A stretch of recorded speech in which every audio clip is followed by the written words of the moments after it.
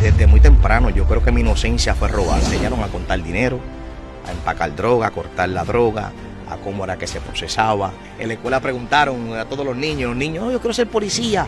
Y yo alcé la mano y dije, yo quiero ser un narcotraficante. Vuelve a Estados Unidos porque está siendo fugada de la justicia. Y mi mamá aceptó a Cristo. Y con sus ojos aguados me dijo, mi hijo, tú no sabes lo mucho que yo te amo. Una mañana yo estaba atendiendo a mis clientes y a las 7 de la mañana llegó un auto blanco, un Cadillac blanco, con un hombre vestido de gabán blanco, con un sombrero y una pluma. En el sombrero, ese es el que va a bajar los kilos de Chicago. Esa es la conexión con el cartel de México. Ese es el que nos va a traer de 30 a 40 kilos mensuales para que nosotros nos vendamos. Pero ya él no quiere hablar conmigo, ahora él quiere hablar contigo. Tú tienes que hacer tu trabajo. Y le dije, ¿qué tipo de trabajo? Me dijo, yo soy santero. Y para tú trabajar conmigo te tienes que hacer unos baños y tienes que hacer unos trabajos antes de que yo pueda trabajar contigo. Aquel hombre salió corriendo de la casa y me gritó, ¡no! Tú no puedes entrar aquí. Y él me dice, yo sé muy bien quién tú eres, porque anoche cuando mencioné tu nombre, se me apagaron todos los velones. Dios le bendiga, Dios le guarde de manera especial. La paz de Dios con cada uno de ustedes, su casa, su familia, su ministerio, todo lo que ustedes representan en el Señor. Esta es su plataforma Venancio Amparo Oficial. Esto se puso serio. Pero en esta ocasión estamos fuera de cabina con un hombre de Dios desde Estados Unidos, pero aquí en República Dominicana. Viene desde Estados Unidos, nació en Puerto Rico y él estará contando su testimonio, su vida antigua, pero también su vida actual. ¿Qué Dios ha hecho con él de manera especial? Es para mí más que un honor y es una honra tenerte aquí unido. ¿Cómo estás? Amén. ¿Cómo te sientes? Dios te bendiga. Sí, te bendiga mucho más. Amén. Todo bien, gracias a Dios. Estamos en Victoria, nos sentimos en casa. Estábamos hablando fuera de cámaras y ya República Dominicana se ha convertido en una segunda casa para mí. Amén. ¿Cuál es tu nombre? Luis Ángel de Jesús Rubio. Cuéntanos, ¿de dónde viene, dónde nace? Nacimos en Ponce, Puerto Rico. Para el año 1999 nos mudamos para Cleveland, Ohio. Ya llevamos unos 24 años radicando en Estados Unidos ya. Ok, excelente. ¿Cómo fue tu vida, tu niñez en Ponce? Como tal no tuve niñez. No tuve niñez, desde muy temprana edad se me robó la inocencia, se me robó la niñez. Nací en un hogar no apto para ningún niño, un hogar que no debería ningún niño experimentar, pero en Puerto Rico y creo que aquí en partes se vive ese tipo de vida similar. En Puerto Rico por muchos lugares, pero no tuve niñez como tal. Mi familia era una familia que bregaba en el narcotráfico, eran narcotraficantes, entonces yo me crié en un ambiente que no era apto para un niño. Ok, excelente. Entonces, ¿Cómo tú te diste cuenta que ya cuando va creciendo que tu familia estaba involucrada en esos asuntos? Desde muy temprano, yo creo que mi inocencia fue robada.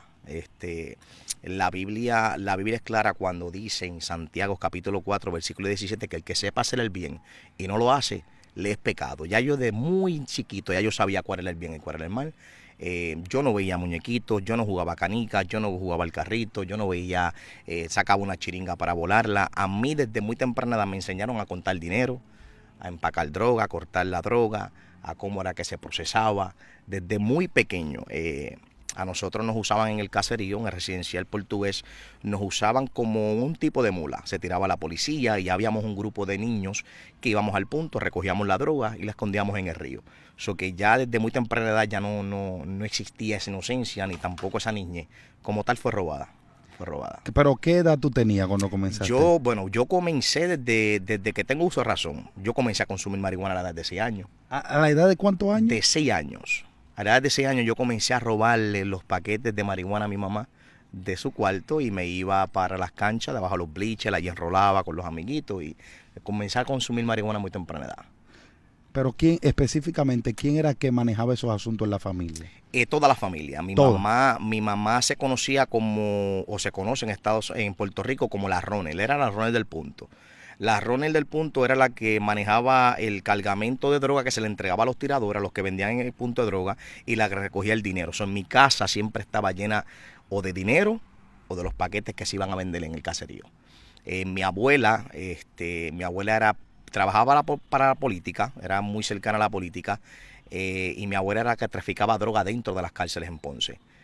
Las Cucharas, Monstruo Verde, todas estas cárceles allá, pues mi abuela era la que facilitaba al pueblo de la cárcel la droga. Mis dos tíos, uno de ellos prácticamente toda su vida estuvo preso, no sabía convivir en la calle, era líder de la asociación Ñeta allá en Puerto Rico. Mi otro tío salió hace poco, estaba haciendo una condena de 40 y pico de años por un asesinato que él no cometió, pero sabemos que Dios es justo y estaba pagando por todo lo que hizo. Pero no hace mucho salió bajo palabra y ahora mismo está trabajando en la política también allá en Puerto Rico, pero él sí trabajaba para lo que era el punto de droga y pues a él le facilitaban algún dinero para hacer algunas misiones y hacerse cargo de ciertas personas que eran del bando contrario de donde nosotros vivíamos. Dios mío. Entonces, ya cuando tú vas creciendo en esa vida, ¿cómo tú fuiste avanzando de ser un niño que fumaba, transportaba?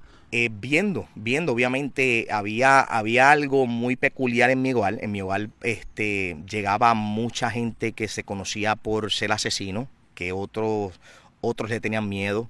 En mi hogar llegaba mucha gente reconocida en ese mundo del narcotráfico, en ese mundo en el bajo mundo. Y eso eran por decirlo así, eran mis ídolos. Allí llegaba Nelson Conejo, que era un matón de otro caserío. Se pasaba el viejo Chester, que era otro matón de otro caserío. Ellos llegaban a mi casa, le pedían la bendición a mi mamá, a mi abuela. A mi abuela la conocían como la model. Todos los bandidatos, todos que eran bandidos, tigres, se pasaban en mi hogar. Entonces, yo viendo cómo ellos se manejaban, cómo ellos se movían, pues yo sí, hacía lo mismo, los repetía, los imitaba. Mi tío pues me enseñaba a limpiar las pistolas, a desmantelarlas, cómo armarlas. Los amigos de él me enseñaban a apuntar, ¿sabe? Que eso fue un proceso mientras iba creciendo. Obviamente mi niñez fue robada. ¿Sabes? Yo salía, los juegos míos eran de pillo y policía, pero era de verdad. No era, nosotros queríamos ser como los que estaban en el punto. Mis amigos eran sobrinos de los que estaban en el punto, eran hijos. Entonces nosotros, pues yo soy fulano de tal, yo me llamaba con mi tío, el otro se llamaba como su tío, y actuábamos lo que veíamos dentro del caserío. ¿Y cuándo fue la primera vez que hiciste algo ya fuera de lo normal, de lo que tú hacías, que ya tú te sentías que estabas tomando poder? Ya eso, como tal, eso se realizó en Estados Unidos. En Estados Unidos. Ya eso se realizó en Estados Unidos. En el 1999 a mi mamá le cogieron 2 kilos de cocaína en mi hogar. Obviamente, mi abuela, mi bisabuela bregaban con santería y con brujería, tenían altares dentro de la casa.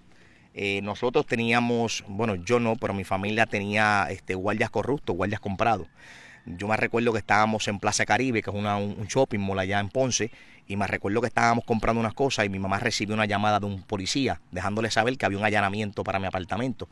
Y mi mamá estaba tranquila porque mi mamá llamó a su comadre para decirle, mira, lo que está dentro del apartamento, sácalo porque la policía se va a meter. Pero si se metían no iban a encontrar nada. Ya eso era algo que nosotros pues teníamos ya, mi mamá tenía todos los contactos para facilitarlo. Pero su comadre no sacó la droga dentro de casa, sino que ella le sacó la guata o el fon o el algodón que tiene la virgen por dentro y ahí metió los kilos. Y pues la policía hizo un desastre del apartamento y a final de cuentas alguien topó a la virgen se cayó y aparecieron ahí los kilos. ¿Y qué pasó en ese momento? A mi mamá se la llevan presa porque se iban a llevar a mi abuela, a mi bisabuela, que no tenían nada que ver. Obviamente mi bisabuela no tenía nada que ver con eso, mi abuela sí, pero mi abuela mayormente trabajaba en las cárceles. Y mi mamá llegó conmigo, con mis otros hermanos y se echó los cargos encima. ¿Sabes? Ella pues, ellos no tienen nada que ver, nadie conoce de eso, eso es mío. Y se llevaron presa a mi mamá. Pero ya mi mamá tenía una carta de residencia dañada. O sea, la carta de buena conducta estaba sucia. Ya tenía casos de armas, casos de robo, de allanamientos en el caserío. Y pues a mi mamá le iban a dar de 20 años para arriba. De 20 años nada más por los kilos y lo que le sacara la residencia, pues podían ser 40, 60 años que le iban a dar de cárcel. Entonces a ella la fiamos, el abogado de aquel movimiento la fiaron. Y el abogado mismo le dijo, tienes 2 opciones, o peleas el caso y lo vas a perder porque vas a ir presa, o te vas de Puerto Rico, te vas a la fuga. Y esa misma noche nos fuimos, esa misma noche sacaron pasajes, esa misma noche lo poquito que pudimos recaudar en unos bultos y partimos para Estados Unidos. Sin despedirnos de nadie, sin despedirme de amistades. Yo relajo mucho porque yo tengo una noviecita y yo digo, yo nunca me dejé mi novia porque no tuve la oportunidad de saludarla, ni de despedirme, ni nada. Y así, de la noche a la mañana llegamos a Estados Unidos. ¿En qué año fue eso? ¿Qué? Eso fue en el 1999. Eso fue para el año que todo el mundo tenía miedo que la internet se iban a volver un apagón, que todos los televisores se iban a apagar. Para ese tiempo, que supuestamente vino un meteorito y la gente estaba encima de las casas con los telescopios mirando para arriba. Para ese año, 1999. En el 99 tenía yo un año. Entrando al 2000. Entonces, ya en ese momento, esa transición de Puerto Rico a Estados Unidos, ¿qué pasa cuando ustedes llegan allá a Estados Unidos? ¿A dónde llegan? Pasa lo mismo. Nosotros teníamos una tía abuela en Cleveland, Ohio, que fue la que nos recibió, obviamente sabiendo que mi mamá pues proviene de este tipo de vida, pero mi mamá posiblemente, yo siempre lo he testificado y siempre lo repito y fíjate, nunca se lo he preguntado a mi madre. Yo no sé si mi mamá pensaba que iba a cambiar todo.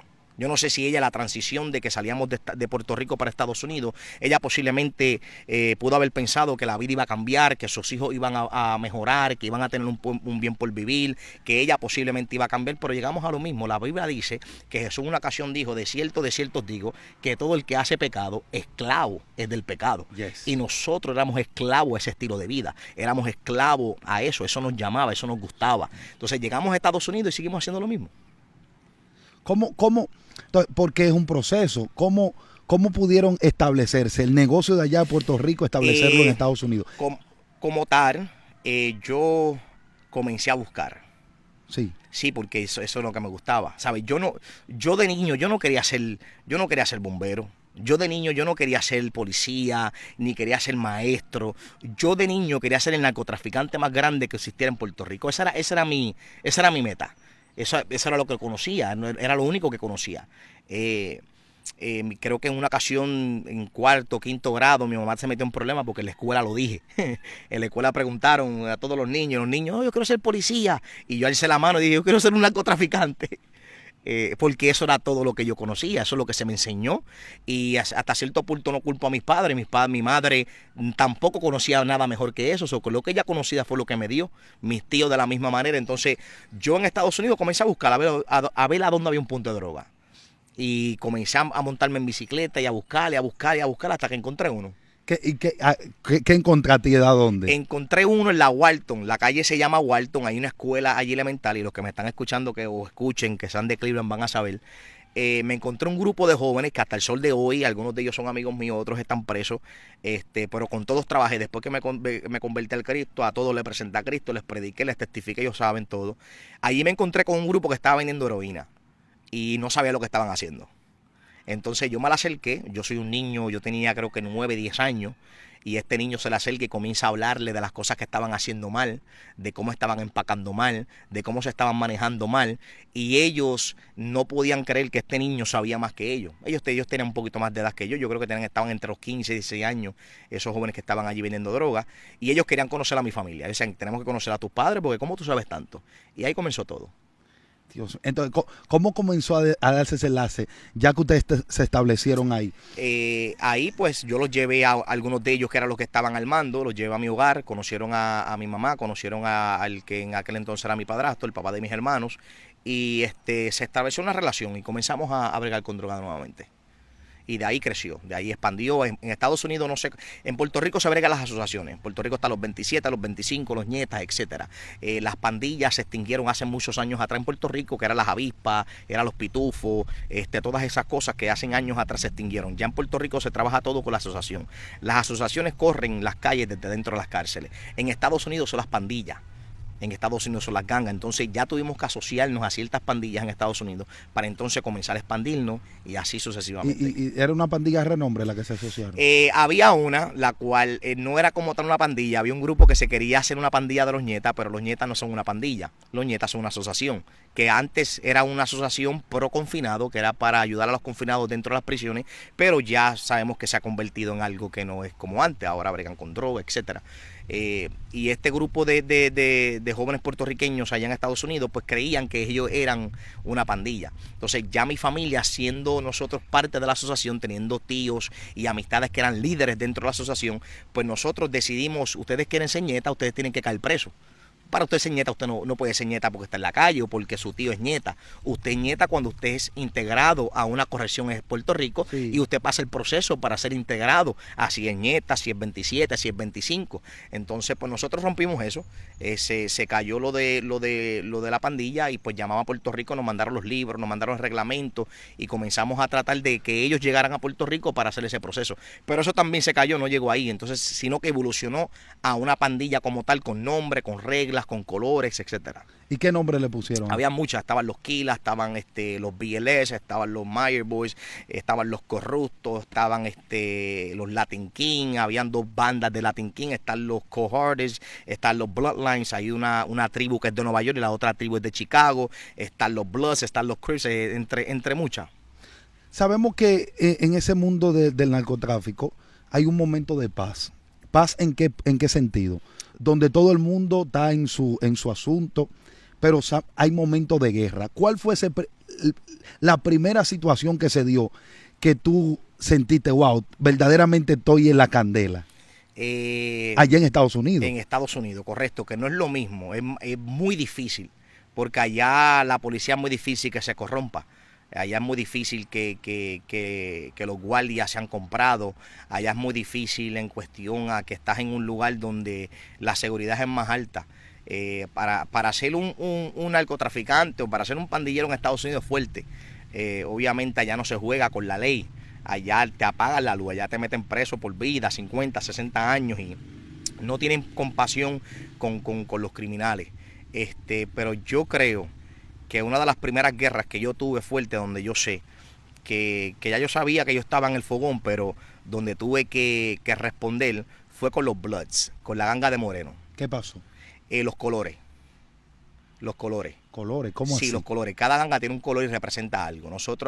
Yo creé una pandilla con mis primos, ya después que ya yo tenía poder en el mundo del narcotráfico. Tenía varios puntos de droga, teníamos puntos de heroína, de cocaína, de marihuana, etcétera. Y faltaba algo, faltaba el lado organizado de las pandillas. Tuve un primo que se llamaba Geraldo, él quería ser una. Y él tenía como unos 15, 14 años, y él quería crear una pandilla, pero nosotros teníamos un grupito que robábamos carros. Y robábamos carros para pasar el rato, no para... De hobby lo hacía. Era de hobby. Jugábamos, no sé si acá hay un juego, en Puerto Rico hay un juego que se llama de te queda. Tú te quedas, te toco, tú te quedas, sales corriendo y me tenés que cogerla a mí. Nosotros jugábamos eso en carros robados. Chocábamos, pum, te queda. Me corrías en el carro, yo dejaba el carro en un alley, me apagaba de ese, cogía otro, lo prendía y me iba. Entonces mi primo se mató. Mi primo en un diciembre 24, tuvo un accidente en un carro robado, donde haciendo carreras a la autopista chocó y fue expulsado del auto. Y pues obviamente murió. Y basado en eso, mis otros primos se me acercaron para cumplir el sueño de mi primo. ¿Y cuál era el sueño de tu Una primo? pandilla. Él quería hacer una pandilla con los primos, con la familia. Y pues yo la creé. Se llamaban Los Corruptos. ¿Y qué pasó en ese momento? Donde ya ustedes estaban cumpliendo el sueño de su primo y tienen el enfrentamiento con esa pandilla que ustedes... Ya después de un tiempo, ya primero tuvimos que establecer colores. Allá ya no se usaban para los años 70 y 80 y posiblemente a mediados de los 90 se usaban las bandanas. Son las bandanas, los pañuelos con los colores, pero ya a mediados de los 90 para el 2000 comenzaron a usar collares, o los collares estilo santería.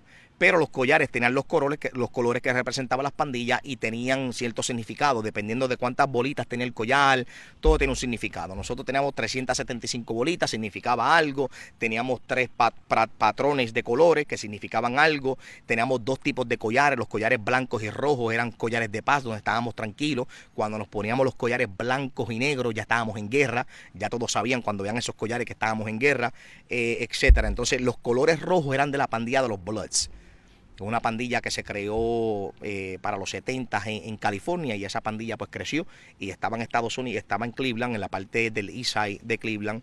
Y cuando ellos se enteraron que nosotros también teníamos los colores rojos, pues ellos querían eliminarnos, no querían que usáramos porque los colores rojos los identificaban a ellos. Aunque nosotros teníamos blanco, rojo y negro, ellos no querían que usáramos el rojo.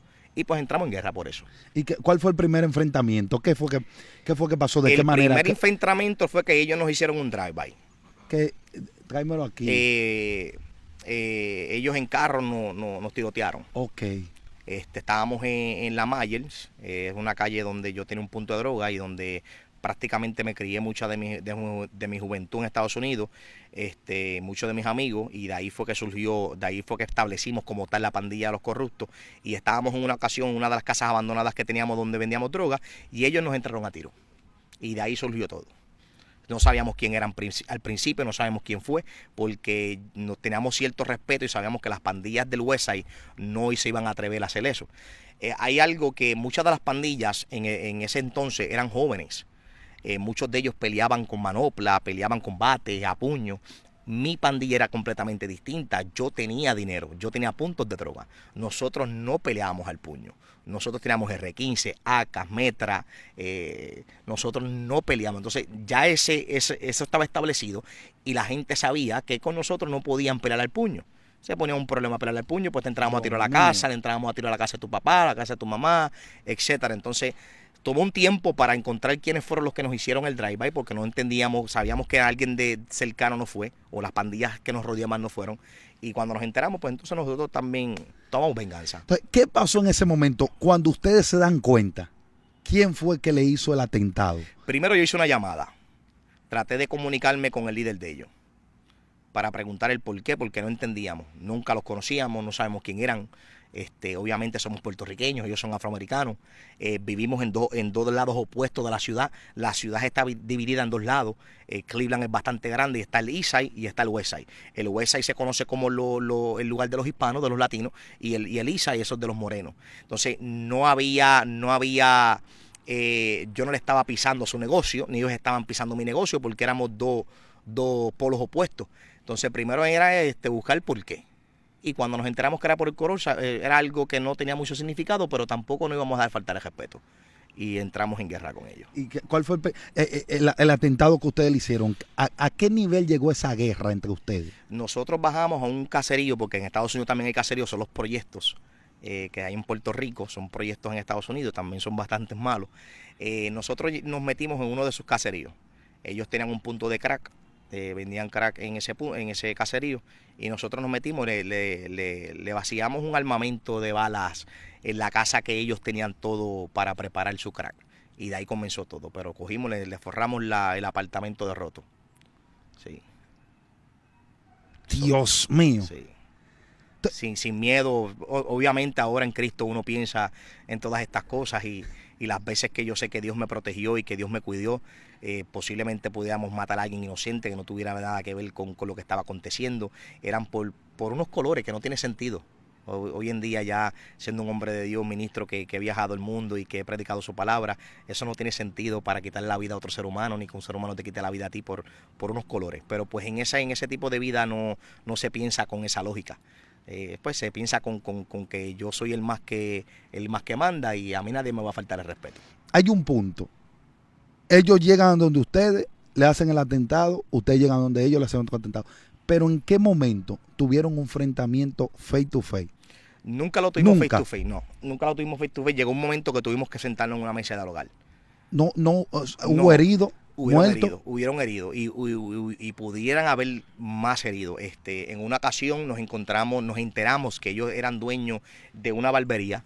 Ellos eran dueños de una barbería en el Licey.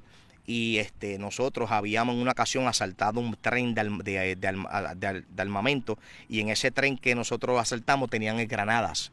Y nosotros, en nuestra ignorancia, queríamos tirarle granadas a esa barbería, pero gracias a Dios que hubo un joven que pensó y dijo: mira, hay líneas de gas. Si ustedes explotan ese building, las casas que están alrededor, todo eso se va a explotar, porque todo está conectado debajo de tierra. Entonces no hicimos eso, pero lo queríamos hacer. queríamos eliminar completamente todo lo que ellos tuvieran. Pero llegó un momento, después de varios heridos, que tuvimos que sentarnos a hablar. ¿Y esos heridos fue en los atentados? Sí, en 2 atentados hubieron 2 heridos. Uno de parte nuestra y uno de parte de ellos. Y eran cercanos a mí, y el que fue herido de allá era cercano del líder de allá. ¿Y qué te pasaba por tu mente en ese momento donde tuviste un amigo, una persona cercana a ti herido? pues obviamente el enemigo tenía control de mi vida, tenía control de mi pensamiento, de mi mente, y yo pues quería tomar venganza. Yo quería que ellos sintieran lo mismo que nosotros estábamos sintiendo. Gracias a Dios que no se dio porque hubo un diálogo y tuvimos un acuerdo en cuestión a los negocios, y eso pues ayudó a calmar las aguas. Ok, ya tienen el diálogo, hablan y todo. Ujú. ¿Cómo siguió tu trascendencia después de que todo estaba en paz con esa pandilla? Fue fuerte. Seguimos creciendo en el ámbito económico. Ya los puntos estaban generando bastante dinero. Ya estábamos unos jovencitos porque yo era un nene. ¿Como cuántas personas tenían ya ustedes manejándolo? Bueno, en los corruptos éramos pocos. En los corruptos éramos como unos 15 o 20. Pero a nivel, yo controlaba otras pandillas. Si ya no era que yo corría, era el líder de mi pandilla, sino que los que no... Había un lema en inglés, era get down or lay down. O te unes o te acuestas. Entonces se unieron. Entonces ya éramos 5 pandillas en el West Side de Cleveland. Eran los Latin Kings, los 30-30, los BLS, los Mayer Boys y los corruptos. Eran un aproximado de como 700 jóvenes. Los 700 jóvenes a mi comando, sí. ¡Wow! 700 Redes de prostitución, redes de robar autos, desmantelarlo, mandar las piezas a diferentes estados. Teníamos puntos de drogas de heroína, de cocaína, teníamos puntos de drogas de crack, de marihuana, pastillas, sí, fuerte. Y en ese momento que tú manejabas tantas personas y con recursos, ¿qué tú hacías Malgastado. en tu diario vivir? Me gustaría saber, porque la gente no sabe la vida que vive la persona que tiene recursos, pero vienen de no sé mala si vida. ustedes se recuerdan, hay unos muñequitos de los 90, se llamaban las gárgolas, que eran unas estatuas que tomaban vidas en las noches. Y nosotros éramos gárgolas. Durante el día nosotros estábamos encerrados, durmiendo, descansando, escondidos. Y en la noche era nuestra vida. En las madrugadas era que nosotros salíamos fuera a cazar, fuera a vender, fuera a hacer negocios, estar en las discotecas, en los diferentes lugares. Pero como tal, durante el día mayormente era escondido, durmiendo, apartado de la luz, y en la oscuridad era que nosotros salíamos a hacer nuestros negocios y a hacer las fechorías que hacíamos en aquel entonces. El vivir era consumido en marihuana. Yo toda mi vida, de comencé a los 6 años, ya más o menos a los 12 comencé a consumir otro tipo de droga. Ya no consumía solamente marihuana sola, sino que ahora la rociábamos con heroína o la rociábamos con cocaína. En Puerto Rico se conoce como el diablito o el Phillies Mami. El Phillies Mami es el que tiene heroína y el diablito es el que tiene cocaína. Ya esos son otros tipos de notas que uno recibe, un sub y baja en el sistema emocional, nervioso, etcétera. Y después seguimos evolucionando, comenzamos a tomar pastillas, las Palis, las Palitroques, las Percocet como tal a mí no me hacían nada, las Valium tampoco. Llegó un momento dado que comencé a consumir cocaína por la nariz. La heroína nunca la probé ni por vena ni por nariz, pero como yo endecaba, como yo preparaba los paquetes para vender, eso se queda en el aire, la esencia, y cuando salían de los blenders se me metía por los poros de las manos.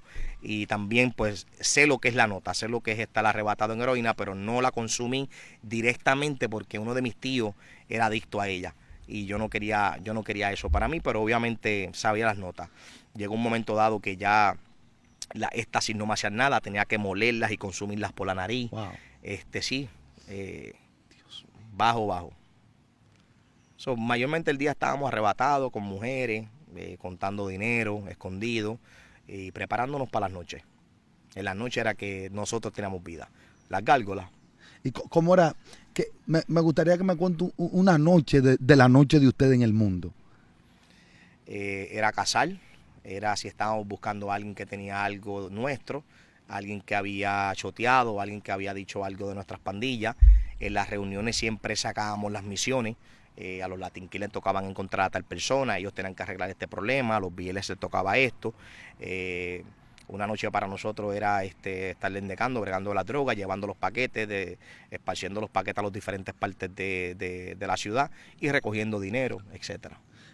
Me gustaría saber, ya que tú estuviste en ese mundo de tan bajo, droga, muerte, sicariato, todas esas cosas, ese mundo, ¿qué incidencia tiene?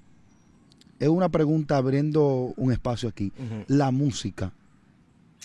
Sí. Sí, yo quiero que tú me digas, ¿qué incidencia tiene la música? Yo te dije a ti que yo era de Ponce, sí. Y lo primero que tú me mencionaste fue a Tempo. Claro. Tempo tuvo mucha influencia en nuestras vidas. Yo para prepararme para hacer algún atraco, para prepararme para hacer algún secuestro, o fuera lo que fuéramos a hacer, escuchábamos música. Wow. La música nos preparaba mentalmente, nos ponía en ese sentir de que el que se me pare de frente lo mato.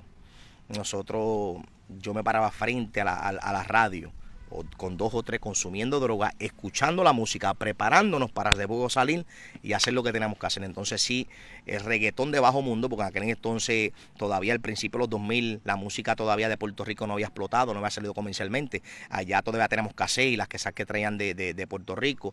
Yo creo que fue después de Buda Family y todo eso fue que empezó a salir lo comercial de lo que fue Tempo. Pero antes de eso, Game Over, todas esas canciones eran para asesinar, eran para matar. Dios mío, te digo de Tempo porque la gente que me sigue saben que yo también vengo de una familia de muy bajo mundo y tengo un hermano preso y está condenado a condena máxima aquí en República Dominicana. Y cuando yo estaba muchacho, las cosas que yo escuchaba, que la música que él escuchaba era la música de Tempo. Y una de las cosas que él quería hacer era como Tempo. Y eso lo llevó a ese mundo todo también. Lo que él cantaba era real. Esa es la vida común en ese entonces, en esos lugares. Tempo es de los lirios de Ponce. Eso era el pan del día. En Residencial Portugués, en Lopernusa, en Doctor Pila, en Bélgica, en Gándara, en Los Claveles, en todos estos lugares en Ponce, ese era el diario vivir. ¿Sabe? Entonces nosotros, pues obviamente, él estaba narrando la vida de nuestros tíos, la vida de nuestros padres, la vida nuestra que nosotros vivíamos, y acá en Estados Unidos, o allá en Estados Unidos, usábamos ese tipo de música. El mexicano te ponía en un estado emocional que tú querías desahogar todo lo que tenías por dentro, con el que se te pusiera de frente, el que te hiciera algo. La música siempre ha tenido, yo creo que desde el principio, ha tenido que ver con ese sentido. Creo que, si no me equivoco, el padre de las arpas en la Biblia, todo eso tiene influencia, y la gente obvia, en estos tiempos específicamente, obvia esa influencia que tiene ese tipo de música. Claro, la música tiene influencia, sí. Para el que quiera decir que no. Sí, para el que quiera decir hemos escuchado personas que han estado en el bajo mundo y cuentan que para salir a la calle, una de las cosas que ponían era música esa de bajo mundo. Entonces, ahora, la pregunta es esta. Cuando tuviste en ese mundo, no tuviste una esposa, no te casaste a alguien, no pudiste estar estable con nadie. No, porque mi estilo de vida no me lo permitía, número 1. Número 2, yo no me podía amarrar emocionalmente a alguien porque lo iban a utilizar en contra de mí, o sus familiares, etcétera. Y lo otro era que, como yo era líder de pandilla, yo tenía acceso a muchas. Teníamos una pandilla de mujeres, y uno de los requisitos para estar en esa pandilla tenía que acostarse con los líderes. Entonces no tenía ese pensar. Nunca lo tuve, en el mundo nunca tuve ese pensar. Sí tenía amiguitas, sí, creo que le presenté a mi familia una que 2 novias, pero como tal no eran nada. En ese entonces, ¿sabes? No significaban algo para mí. La que no te despediste allá en Puerto Rico. No, yo era nene, yo era un nene. Nosotros nos fuimos de Puerto Rico a los 8 o 9 años. Ella tenía como 14 años, era mucho mayor que yo. Dios mío. Pero no tuve esa oportunidad de despedirme de ella. Sí, yo creo que después de unos años, después de haberme convertido de Cristo, por unos años, la encontré en las redes sociales. Ella está casada, tiene sus hijos, etcétera. Y establecimos esa conversación recordándonos de niños. ¿Pero tú estás casado ya? No, yo no estoy casado. Dios mío. No, yo llevo 10 años predicando. Básicamente empezamos juntos, Jubil. Empezamos al mismo tiempo y llevamos casi 10 años viajando el mundo predicando. Ok, vamos a entrar en esa parte ahora. Ahora, la pregunta es esta. ¿Qué fue la experiencia más fuerte dentro de ese mundo? Que tú sentiste, estoy borde de la muerte. ¿Qué fue lo más difícil que te tocó? Me gustaría que me cuente una experiencia, lo más difícil. Es que lo más difícil que me pasó me hizo llegar a los pies de Cristo. Ok, cuéntame eso. Para el año 2010, mi mamá, el testimonio de mi mamá es mucho más fuerte. Mi mamá, después que ella, nos fuimos de Puerto Rico, ella estaba prófuga de la justicia. Obviamente empezamos a hacer lo mismo en Estados Unidos. Mi mamá se buscó otro caso de droga. En Estados En Unidos. Estados Unidos, de droga, pistola y carro robado, porque nosotros hinchapábamos los carros, Dios mío. le cambiábamos la numeración en los motores, etcétera. Entonces, en una ocasión se hicieron una redada en en la casa donde nosotros vivíamos y cogieron droga, cogieron armas y cogieron los carros robados, etcétera. Y mi mamá se busca un caso de droga y de armas en Estados Unidos, sale fiada y se va a la fuga de Estados Unidos para Puerto Rico, estando fugada de Puerto Rico. Ella se va a la fuga para Puerto Rico, metida en el monte, estando fugada de los dos, de los dos lugares. Pero antes de mi mamá irse, ya mi mamá estaba siendo tocada. Mi mamá ya Dios le estaba tocando la puerta. Nosotros de chiquito, desde que yo tenga uso de costumbre, uso de razón, no conocíamos al Dios vivo. Se hablaba de un Dios católico, del Dios de los católicos, se hablaba de los santos. En mi casa se bregaba con santería, con brujería, teníamos altares donde se sacrificaban frutas y dineros y cuánta cosa había. Teníamos padrinos, yo tenía un santo, el santo mío era San Martín de Porres. A mí de la edad de 1 año me sacrificaron 1 año a él, me vistieron con su hábito, yo tengo fotos de eso, me vistieron con su hábito por 1 año, sacrificar a los demonios. Señor los reprenda. ¿Desde 1 año? Desde 1 año. Sí, a mí me sacrificaron al santo San Martín de Porres, me vistieron con su hábito por 1 año. ¿Y cuál era la función de ese? Sabemos que es un demonio que había ahí. Me enfermé de niño, me dio una fiebre, no sé si era la fiebre azul, la fiebre amarilla, algo así me dio. Ellos pensaban que me iba a morir y mi bisabuela hizo una promesa a San Martín de Porres, que si me salvaba, pues ella me iba a sacrificar a él, me iba a entregar a él, me iba a dedicar a él. Y pues obviamente fui sano y me sacrificaron a él, me entregaron a San Martín de Porres, que era el santo de los enfermos. Wow. Era el santo de los enfermos, pero desde niño ya me habían entregado los demonios. Dios mío, desde niño entregado a los demonios. Ahora, ¿qué fue lo que pasó cuando tu madre se fue? Mi madre se fue, mi madre vira de Puerto Rico con nombre falso, vuelve a Estados Unidos porque está siendo fugada de la justicia y mi mamá aceptó a Cristo. Mi mamá aceptó a Cristo en una iglesia que se llamaba Dios, o se llama Dios en la Paz. En aquel entonces el pastor era Emilio Nieves. Y mi mamá comenzó a cambiar ciertos aspectos de su vida, pero no al todo. Entonces en una ocasión a mi mamá la paró la policía y obviamente ya era cristiana. Y ella le dijo la verdad al policía, le dijo, mira, este es mi número de seguro social, este es mi nombre completo, yo tengo caso aquí en Estados Unidos, tengo caso en Puerto Rico. Lo estoy diciendo de antemano porque cuando vayas a chequear la computadora va a salir todo. Pues se la llevan presa, le pusimos un abogado, estábamos preocupados y pues salió que a ella no tenía casos en Puerto Rico. Espérate. Dios le borró el récord completamente de Puerto Rico, no tenía nada en Puerto Rico. Tanto así que el abogado se enojó con ella porque le mintió, porque tuvieron que hacer un background check y decía, tú no tienes ni un ticket de carro, ni un ticket de parqueo en Puerto Rico. Y nosotros sabíamos que no era cierto, sabíamos que ella obviamente tenía casos de droga, antecedentes, etcétera. Entonces, pues solamente a mi mamá le dieron 10 años de probatoria en Estados Unidos, mi mamá los cumplió. Pero después mi mamá se apartó, después de todo lo que estaba haciendo Dios con ella, mi mamá se aparta. Y en el año 2010 es que vuelve a Dios a tratar con mi familia. Me recuerdo que uno de mis hermanitos estaba guiando una bicicleta cerca de la casa donde mi mamá vivía, y un carro le dio a mi hermanito y cayó al suelo, etcétera. Llaman a mi madre llega al lugar del accidente, la señora que le dio con el carro se quedó allí hasta que llegó la ambulancia, la policía. A mi hermanito lo meten en una ambulancia para llevarlo al hospital y mi mamá me llamó desesperada. Mi mentalidad era matar al que fue. Cuando ella me llama, automáticamente yo preparo el armamento y yo voy a ir al lugar de los esos y yo voy a matar al que fue que le dio a mi hermano. Pero cuando mi mamá se monta en la ambulancia que van de camino para el hospital, ella vuelve y me llama y me dice, ya Luis Ángel, vamos de camino para el hospital con la mujer cristiana que le dio con el carro a tu hermano. Y eso cambió mi pensar. Cuando yo escuché la palabra cristiana, cambió mi pensar. No sé por qué, porque yo no conocía a Cristo. Yo no tenía relación con ningún cristiano. Pero esa palabra cambió mi manera de pensar. Wow. Obviamente Dios estaba en el asunto. ¿Qué pasa? Que en esos días en el hospital, la señora le llevaba desayuno, le llevaba almuerzo y le llevaba comida a mi mamá y le predicaba a Cristo. Y después de 3 días mi mamá no pudo aguantar más nada y aceptó a Cristo en su vida nuevamente. Dios mío. Tu madre se convierte. En el hospital. En el hospital. Con la mujer que le dio con el auto a mi hermano. Dios mío, esto se puso serio. ¿Y cómo tú llegas. Ahí comienza mi mamá a cambiar. Ahí comienza mi mamá a cambiar de verdad. Antes de eso se congregaba antes que se fuera fugada por Puerto Rico, etcétera, que te dije que se había convertido, no había cambiado. Parece que no tenía esa relación íntima con Dios y no era algo serio que ella había tomado. Ya en esta ocasión todo cambió. La vestimenta de mi madre cambió, la forma de ella expresarse cambió, la forma de ella caminar cambió, todo cambió. Mi mamá me veía, lo primero que me predicaba era Cristo, me decía todo lo que Dios estaba haciendo en su vida, todo cambió.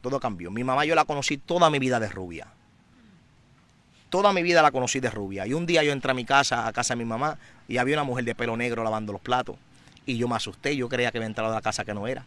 Yo me salí para atrás, yo dije, yo estoy bien arrebatado. Esta droga que yo me metí está buena porque yo estoy viendo mujeres que no son aquí dentro de casa de mi mamá. Y era ella. Y ahí aconteció algo. ¿Qué aconteció? Mi mamá nunca me había dicho que me amaba. Espérate. ¿Qué edad tú tenías en ese momento? Yo tenía 20 para 21 años. En 21 años tu madre 20 años nunca te había dicho que te amaba. No, ni mi mamá, ni mi abuela. No conozco a mi papá, no sé quién es mi papá, nunca lo he visto. No sé quién es. No sé si está muerto, si está vivo, no sé nada de él. Pero en mi familia nunca habían salido esas palabras por la boca de nadie. Y ese día mi mamá se viró. Y ya mi mamá tenía a Cristo, yo sabía que tenía a Cristo en su corazón. Ella me viró y con sus ojos aguados me dijo, mi hijo, tú no sabes lo mucho que yo te amo. Wow. Y eso me rompió. Yo nunca había escuchado esas palabras. Y específicamente de la boca de mi mamá.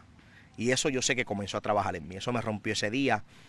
Yo sabía que había un cambio real en la vida de mi madre. Dios mío. Y Dios comenzó a trabajar conmigo. Ya yo llegaba a las madrugadas a casa de mi mamá, después de las discotecas, o salíamos de hacer un trabuco, lo que fuéramos a hacer. Y cuando yo llegaba a la casa de mi mamá, yo escuchaba a mi mamá orando en la sala. Y yo no me atrevía a entrar por la puerta. Yo me quedaba en el balcón afuera escuchando y llorando a mi mamá clamando por su hijo. Él va a ser tu predicador. Él va a predicar tu palabra, cuídalo, protégemelo donde quiera que esté. Mi mamá se quedaba despierta hasta que yo llegara, porque ella sabía mi estilo de vida. Obviamente ella me inculcó esto, ella me enseñó eso. Algo que no te dije fue que cuando ella se enteró a la edad de ese año que yo estaba fumando marihuana, no hubo una reacción negativa. Al contrario, mi mamá me dijo que para que fume en la calle, fumaba en casa. Ahora yo tenía el permiso, desde la edad de 6 años, yo tenía permiso de mi madre, de mi abuela y de mis tíos para consumir droga. Dios mío. Todo el mundo en el caserío sabía que yo fumaba marihuana. Yo me paraba en un bleacher, estaban en la cancha fumando, yo me paraba, me daba par de cachas del Philly o del joint, de lo que fuera, y seguía mi rumbo. ¿Sabes? Eso ella me lo inculcó, mi familia lo inculcó. Todas esas cosas, como ellos no sabían nada más, pues lo que ellos sabían era lo que ellos me daban. Entonces yo desde los 6 años yo tenía permiso de mi familia para consumir droga. Y eso fue evolucionando, obviamente, con el pasar de los años. Entonces, al ver a la mujer que me enseñó todas estas cosas, ver el cambio que estaba aconteciendo en su vida, ver cómo ella oraba por mí, cómo ella intercedía por mí y cómo ella me hablaba de Dios, eso comenzó a trabajar. Y llegó diciembre de ese año, el 2010. Diciembre del 2010. Diciembre del 2010. Y en el diciembre del 2010 había una campaña evangelística en la iglesia de Jesucristo Montemoria en Cleveland, Ohio. Me recuerdo el predicador era Ángel Martínez. El evangelista Ángel Martínez iba a predicar en esa campaña evangelística. Mi mamá llevaba todo ese mes invitándome para la campaña. Decía, mami, si yo entro a la iglesia se caen los santos, porque para mí la iglesia era una iglesia católica que estaba llena de estatuas. Y decía, si yo entro por las puertas se va a romper el piso, se van a caer los santos. Yo soy un diablo. Yo no soy alguien bueno. Yo reconocía quién yo era. Y ella seguía insistiendo, mira, Luisán, una campaña, aunque sea un día. Ella insistía y yo le decía que no quería hacerla sentir de esa manera, porque obviamente si le decía que sí no iba a llegar, etcétera. Pero la semana de la campaña aconteció algo. Encontramos a uno de mis enemigos, o mis compañeros de la pandilla encontraron a uno de mis enemigos que yo llevaba meses buscando, y encontraron el lugar donde se estaba escondiendo. Y esa noche fuimos allá. Para hacerle algo a ese hombre. Y santo. Dios mío. El sol ya está pegando aquí. Esto se puso serio. Este hombre aquí va a contar cómo llegó a Cristo. Pero habían tratos. Déjame antes de entrar en eso, habían tratos de Dios ya. Habían tratos de Dios. Mucho antes del 2010, yo me encontraba en la Mayer. Yo me encontraba en la Mayer en una casa que teníamos donde nosotros preparábamos la droga abajo y arriba teníamos unos cuartos para descansar por el día. Mis clientes fijos eran abogados, eran trabajadores sociales, eran maestros, eran policías. Yo tenía policías que me compraban droga a mí. Yo tenía mi clientela fija que yo atendía desde las 6 de la mañana hasta las 8 de la mañana.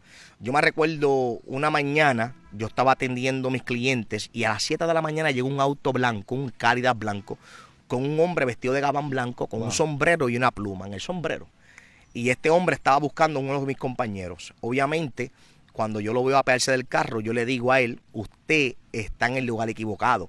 Usted viró en la calle equivocada. Usted es mejor que se monte en el carro y usted se vaya de aquí porque aquí le pueden hacer algo. Yo aconsejando al hombre para que se fuera del lugar porque no estaba en un lugar bueno. Lo veo bien vestido, lo veo bien presentable, ya era un señor ya. Y él me dice, yo sé muy bien dónde yo estoy. Y yo estoy buscando a fulano de tal. Y yo le dije, ¿cómo tú conoces a fulano de tal? ¿Quién tú eres? Y comencé a preguntarle, etcétera. Cuando me di de cuenta que el hombre conocía a mi compañero, pues yo le dije que me dieron unos minutos a lo que yo lo buscaba. Y fui y lo busqué. El amigo mío baja, se lo lleva para arriba, estuvieron allí como una hora y media. El hombre baja, se despide de mí, me saluda y se monta en el carro y se fue. El amigo mío bajó y me dijo, ¿qué tú le dijiste al hombre? Y yo le dije, nada, yo solamente estaba asegurándome de que no fuera un encubierto, no fuera un policía que le estaba buscando, no fuera alguien que no fuera a hacer algo mal, algún daño. Y me dijo que no, me dice, ese es el que va a bajar los kilos de Chicago. Esa es la conexión con el cartel de México. Ese es el que nos va a traer de 30 a 40 kilos mensuales para que nosotros los vendamos. Pero ya él no quiere hablar conmigo. Ahora él quiere hablar contigo. Él viene mañana a buscarte a esta misma hora para ir a comer contigo y hablar contigo. Yo no conocía a ese hombre. Ese hombre el otro día me buscó y nos fuimos a desayunar. Y ese hombre comenzó a escudriñar mi mente. Me hacía preguntas, qué conocimiento yo tenía, etcétera. Duramos 3 días. Que él me buscaba y íbamos a comer a hablar. Me buscaba y íbamos a comer a hablar. Al tercer día me dijo, tú eres el hombre que yo quiero que trabajes para mí. Pero antes de que tú trabajes conmigo, tú tienes que hacerte un trabajo. Y yo le dije, ¿qué tipo de trabajo? Me dijo, yo soy santero. Y para tú trabajar conmigo te tienes que hacer unos baños y tienes que hacerte unos trabajos antes de que yo pueda trabajar contigo. Obviamente mi mentalidad es el dinero. Acuérdate, de chiquito yo quería ser el narcotraficante más grande. Claro. Este hombre va a bajar 30, 40 kilos, yo le voy a sacar la vida a esos kilos, yo los voy a desmantelar, yo voy a hacer dinero, voy a tener más poder. Yo le dije, a mí no me importa lo que tengamos que hacer. El trabajo que tú quieras, lo que tú quieras hacer, lo hacemos. Me dice, mañana te vengo a buscar. Tienes que tener una prenda íntima tuya y tienes que tener una foto tuya. No me importa cómo sea la foto, tienes que tener una foto tuya, vamos a ir a un lugar a hacerte un trabajo. El próximo día lo estoy esperando en la mañana. Mi mamá estaba asustada, mi mamá no quería que yo fuera. Uno de mis mejores amigos en ese entonces no quería dejarme ir solo, pero también estaba asustado. Entonces él me llamó. Me dijo, no puedo ir contigo. Se me presentaron unos problemas, pero ya el hombre te está esperando en el otro lado de la ciudad. Tú vas a llegar allí, tú vas a llevar el dinero, vas a llevar la prenda íntima y vas a llevar la foto. Y él te va a hacer el trabajo que yo necesito que él te haga. No hay problema, me da la dirección, yo voy de camino para allá, consumido en marihuana, vamos fumando de camino para allá. Cuando llegamos a aquella casa, que yo me apeo del auto con mi mamá y con el que en aquel entonces era el mejor amigo mío, que yo toco el portón de aquella casa, aquel hombre salió corriendo de la casa y me gritó, ¡no! Tú no puedes entrar aquí. Yo me asusté, se me fue la nota y todo. Yo dije, ¿cómo que yo no puedo entrar aquí? Yo soy fulano de tal. Tengo la foto, tengo la prenda íntima mía y tengo el dinero para que tú me hagas el trabajo. Y él me dice, yo sé muy bien quién tú eres. Porque anoche cuando mencioné tu nombre, se me apagaron todos los velones. ¡Wow! Dios mío. Y yo le dije en mi ignorancia, saqué el lighter. Le dije, toma, préndelo. Prende los velones porque de aquí yo no me puedo ir sin que tú me hagas el trabajo. Y él me dice, niño, tú no puedes entender que yo no te puedo tocar. Yo no te puedo poner la mano encima. Me dijo, tú estás marcado. Y yo le dije, embustero, yo no estoy marcado. Yo no tengo tatuaje. Wow. Ningún tatuaje. A la edad de 6, 7 años mataron a mi tío. Dios mío. A mi tío le dieron muchos balazos con una AK. Parte de los tiros fueron en la cara. Mi tío casi no podíamos reconocerlo por el rostro. Cuando el fiscal fue a casa para decirnos que posiblemente aquel hombre que estaba en la playa en Ponce podía ser el hijo de mi abuela, yo me monté, me presentaba en el carro y fuimos para allá. Y de la única manera que mi abuela pudo reconocer el cadáver de mi tío fue por el tatuaje que tenía en la espalda. Y eso se me quedó marcado. Entonces yo mientras fui subiendo de posición en las pandillas nunca me marqué. Tomaba penitencia, o era marcarte o una penitencia. Y yo cogía las penitencias. No había ningún problema con eso porque yo no quería tocar mi cuerpo. Cuando este hombre me dice que tú estás marcado, yo le dije, tú eres un embustero, tú eres un falso, porque yo no tengo tatuajes en mi cuerpo, yo no tengo ninguna marca. Y me dice, Dios, tú no estás marcado con tatuajes, tú estás sellado. Tú tienes un ángel de frente de ti con una espada desenvainada y nadie te puede tocar. Dios mío. Yo pensé que este hombre estaba loco, porque yo decía, ¿qué ángel tú estás hablando? Aquí no hay ningún ángel. Pero ahora yo puedo entender que ya Dios estaba tratando y protegiendo porque había un propósito que él tenía conmigo. No, ningún hombre en Estados Unidos que tenga casos de droga, casos de armas, casos de robo, cualquier caso de armamento puede sacar un pasaporte para salir a otros países. En muchas ocasiones a mí me detuvieron con kilos de cocaína y heroína en mi auto y la policía me dejaba ir. La policía, los que estaban conmigo me decían, tú estás bañado con leche. ¿Qué tú haces, Luis Ángel? Yo decía, yo no sé lo que yo tengo. Es que ahora yo entiendo que era Dios el que me estaba protegiendo. Era Dios el que estaba cuidando porque había un plan, un propósito celestial, había un propósito divino para con mi vida. Y a mí no me podía acontecer algo en ese mundo porque entonces no voy a poder funcionar en lo que estoy funcionando ahora. Dios mío. Entonces, antes de todo, antes del 2010, habían acontecido muchísimas cosas donde no habían explicaciones humanas, donde no habían lógicas en ese tipo de mundo, porque no lo íbamos a entender, era espiritual. Era Dios el que estaba metiendo la mano. Hubieron muchas ocasiones donde yo estaba en un punto de droga, yo decía, vengo ahora, voy para la tienda, y a los 2 minutos me llamaban, entraron a tiro aquí, Luis Ángel, mataron a este, mataron a fulano, y yo estaba en el mismo lugar. O hubieron ocasiones donde habían redadas de policía para llevarse a gente, y a mí me cogían y me soltaban. Y yo era el jefe. Wow. En muchas ocasiones yo tirado en el piso, esposado con los que estaban, con los pandilleros, los que vendían droga. Me miraban, me decían, Luis Ángel, ayúdame. Y yo, no digas nada, quédate callado. Y a rato me decían, ¿cómo tú te llamas? Le decía, ¿cómo tú me llamas? Me chequeaban, vete antes que me arrepienta. Y ellos me miraban como que no puede ser. Y yo me iba.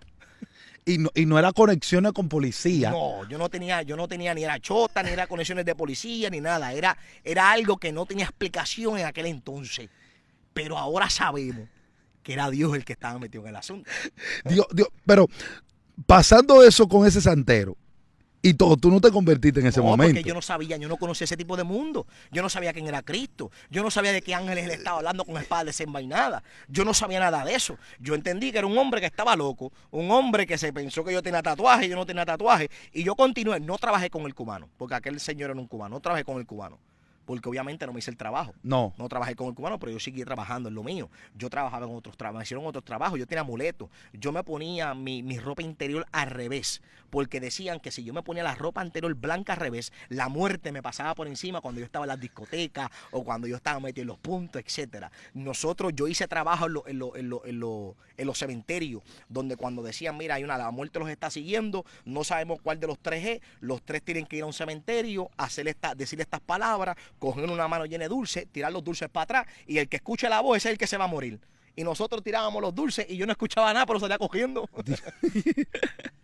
Yo no escuchaba nada, pero yo salía cogiendo. Yo hacía lo que me mandaban a hacer. Limpiezas de coco, a mí me hicieron limpiezas con miel y dulces en los ríos. ¿Qué no me hicieron a mí? Pero en todo eso yo no sabía que había un propósito. Dios mío. Que había alguien que me estaba buscando. La Biblia dice en Lucas 19:10 que el Hijo del Hombre vino a buscar y a salvar lo que se había perdido. Hay alguien que estaba siguiendo mis pisadas. Hay alguien que me estaba buscando. Wow. Hay alguien que estaba detrás de mí y yo no lo sabía. Yo no sabía que alguien me estaba buscando. Pero Cristo me estaba buscando. Y te encontró ese que te andaba. encontró. ¿Cuál fue el momento? El momento fue que tú ya te decidiste, pasó. No que me decidí, sino que tuve un encuentro. Tuve un encuentro con el que sabía que él era real. Ok. Acontece que la semana del 2000, la semana de la campaña en diciembre del 2010, que mi mamá me estaba invitando, esa semana encontramos a un enemigo mío que yo estaba buscando. Sí, tú contaste eso. Correcto. Sí. Pues mis amigos me buscan de madrugada para yo hacerle ese traqueteo. Sí. Pero días antes de eso, yo le dije a mi mamá que yo iba a ir con ella. Que yo iba a ir, yo estaba pensando ir con ella para un culto. Que yo quería ¿sabes? Ya le había mencionado algo a mi madre de que yo, porque la quería ver contenta. Yo quería ver contenta a mi mamá. Mi mamá me dijo que me amaba. Mi mamá, yo veía el cambio en ella. ¿Qué pasa? Que encontramos a ese enemigo mío y vamos a hacer el traqueteo. Llegamos al lugar donde se estaba escondiendo. Eran como las 4 de la mañana. La casa estaba, las luces prendidas y escuchábamos voces de gente. Y a mí me tocaba tirar adelante. Pues yo me apoyo del carro, comienzo a sopletear. Comienzo a descargar mi arma, dándole tiros a la casa. Y los que están conmigo éramos 3 carros. Los que estaban conmigo éramos como 7. Y todos comenzamos a descargar. A tirar. A tirar. La casa la dejamos como un filtro de tantos rotos que tenía. Escuchábamos la gente gritar dentro de la casa, obviamente, el miedo, lo que estaba aconteciendo. Pero algo aconteció en mí mientras yo estaba descargando. Sentí que alguien me cogió el corazón y me lo exprimió. Sentía un apretón en el pecho y comencé a sentir compasión. Lo que yo nunca había sentido por nadie. Comencé a sentir pena por los que estaban adentro de la casa. Comencé a sentir disgusto de lo que yo estaba haciendo en ese momento. Y yo no sé, yo me monté en el carro. Yo me monté en uno de los carros. Los muchachos me miraron y yo me fui. Y estoy guiando. Y mientras estoy montándome en la autopista, en el freeway, todavía estoy escuchando los tiros. Ellos están dándole a la casa. Pero mientras estoy escuchando los tiros, también estoy escuchando los gritos de la gente que estaba dentro de la casa. Y yo estaba desesperado por esa gente que yo escuchaba en mi oído. Yo quería llegar a la casa de mi mamá porque yo quería consumir droga, porque yo no quería escucharlos más. Yo no quería seguir escuchando esos gritos de esas personas dentro de mí. Cuando llego a mi casa, o la casa de mi mamá, yo tenía un cuarto en la parte de arriba de la casa de mi mamá. Casi no me quedaba ahí, pero tenía un cuarto. Y mi familia me tenía miedo, mis hermanos me tenían miedo, mi familia me tenía miedo por lo que yo era, y no se atrevían ni a tocar el cuarto mío, la puerta de mi cuarto. Yo subí arriba, me siento en la cama, todavía estoy escuchando los gritos, preparo la marihuana, preparo la cocaína, la heroína, le echo a la marihuana, comienzo a consumir y me acosté. Y cuando yo me acosté y comencé a caerme en un vacío. Comencé a caerme en un vacío negro de espaldas. Y mientras yo me caía en este vacío negro, yo sentía una mano gigante que se me metía por la espalda y que me quería arrancar, y yo sabía que me quería arrancar el alma. Yo sabía, no sé cómo lo sabía, pero yo sabía que en ese vacío negro que yo me estaba cayendo, había una mano gigante que me quería robar el alma. Y yo comencé a gritar el nombre de mi mamá. Y mi mamá no me contestaba. Y mientras yo me caía en ese vacío, yo gritaba el nombre de mis tíos, el nombre de mis amigos, y nadie me contestaba. Hasta que a mi mente llegó la voz de mi mamá que decía: Cristo salva, Cristo liberta, Cristo rompe las cadenas. Y yo, cayéndome en ese vacío, yo grité con todas mis fuerzas: Jesús, sálvame. Wow. Y cuando yo grité: Jesús, sálvame, yo caí sentado en la cama, gritando todavía por mi boca: Jesús, sálvame. Caí sentado. Comprendí que me estaba muriendo. Dios mío. Estaba todo sudado, estaba temblando, me estaba yendo una sobredosis de droga. Y el diablo me estaba llevando. Pero cuando yo grité ese nombre, que es sobre todo nombre, cuando yo grité el nombre de Jesús, Dios respondió. La Biblia dice que es el que trae de muerte a vida. Dios. Y a la vez que yo grité el nombre de Cristo, caí sentado. Esa fue mi experiencia. Yo sabía que Él era real. Ahora yo quería levantar a mi mamá y decirle: mami, me voy contigo para el culto, porque yo quiero conocer quién fue ese que me respondió. Porque ni tú me respondiste, ni mi tío me respondieron, ni mis amistades me respondieron, pero el nombre de Jesús fue el que me trajo de muerte a vida. Y ese día fuiste a la iglesia después. Ya, no hay más nada. Ese día acepté a Cristo. Ese día fui a la campaña. Ese día Dios me arrestó. Ese día yo llegué a la iglesia con un 357 Magnum y llegué con una 9 Beretta, porque yo no podía estar desarmado, todavía era pandillero. Si me cogían fuera del lugar me iban a matar. Ese día yo llegué a la iglesia lleno de prendas, relojes Bulova, pulseras, cadenas. Yo llegué como un títere, apestando, porque la ropa me había apestado a marihuana. Y armado, con gafas. Yo llegué a la iglesia. Y ese día Cristo me arrestó. Entonces, ahora, la pregunta es esta. Ya tú te decidiste por Cristo. No, Cristo, ya se acabó. Ya tuviste el encuentro. Entonces, ¿cómo fue ese proceso de hacerle entender a todos 700 y pico de jóvenes, No, de que ya tú no eres el mismo. Me querían matar. Yo estuve 1 año y medio encejado en una iglesia. Espérate, ¿cómo así? Porque yo era la conexión del armamento, yo era la conexión de las drogas. Al yo no estar, no había más droga. Ya los carteles, ya la gente que daba la droga no querían, porque yo era el punto intermedio. Yo era el que tenía las conexiones con los cargamentos. Al yo no estar, mis primos me querían matar. Mis familiares que estaban en las pandillas, los otros líderes me estaban buscando para matarme. Yo, después que acepto a Cristo, que Cristo me arrestó en ese culto yo llegué, yo me senté en la parte de atrás. Espérate, me gusta un término que tú usas. Cristo te arrestó. Me arrestó, es que así me lo dijo. Así me lo dijo en el altar cuando lo acepté. Me dice, hoy te arresto y no te suelto, no vuelves atrás. Eres mío. Así me dijo en el altar, desde el primer día. Bueno, cuando yo acepté a Cristo, ahí mismo Dios comenzó a hablar de lo que iba a pasar en mi vida, que yo no entendía, y ahora yo estoy viendo los frutos de todo lo que Dios ha prometido y todo lo que Dios ha hablado que iba a acontecer. Pero desde el primer día que yo me paré frente al altar, ya Dios había determinado lo que iba a acontecer. Entonces, de ahí al otro día en la mañana, yo me reuní con el pastor el otro día. Al otro día dije, mami, tú me vas a llevar a la iglesia. Me llevó a la iglesia, el pastor me estaba esperando, y yo le dije, pastor, si usted me quiere ayudar, usted no me puede soltar. Porque lo que yo hago en el mundo, a mí eso me ata, eso me busca. Yo no puedo estar un segundo sin estar aquí, porque yo puedo volver atrás. Y el pastor se comprometió conmigo. Y 1 año y medio yo no salí de la iglesia. 1 año y medio que yo vivía en el altar. 1 año y medio que yo le hacía una pregunta al pastor, el pastor me preparaba un estudio, me decía, vete a orar, se preparaba el estudio y después se sentaba conmigo en el altar a enseñarme el estudio de lo que yo le pregunté.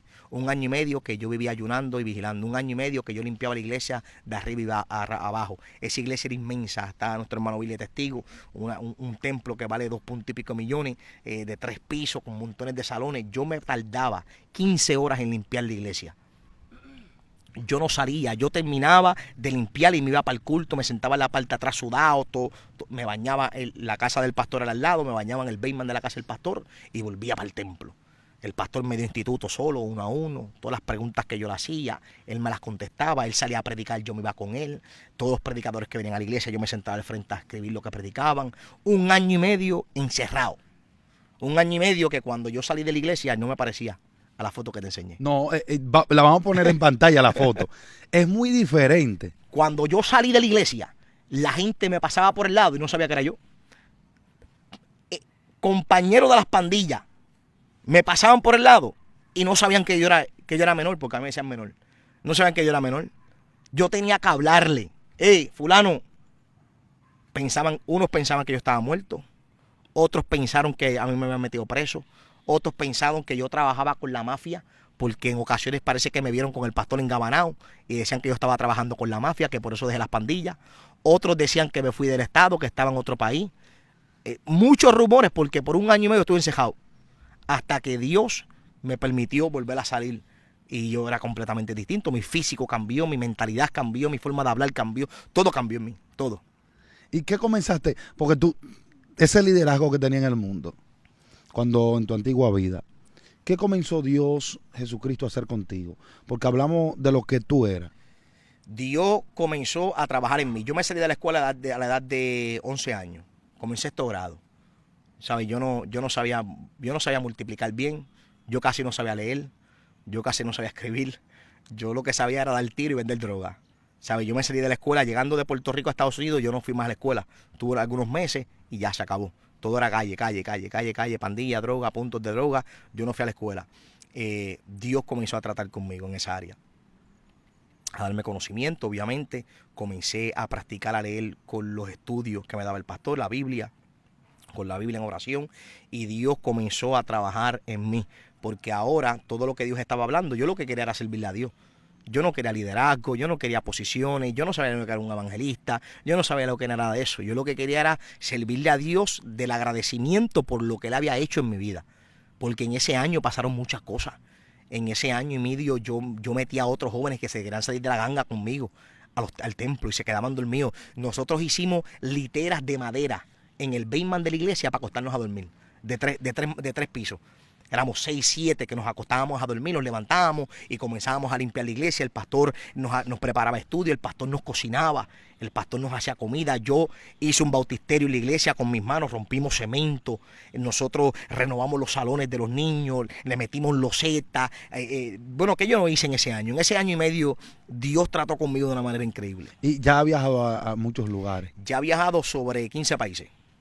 A llevar el evangelio. A predicar el evangelio de Cristo. Dios mío.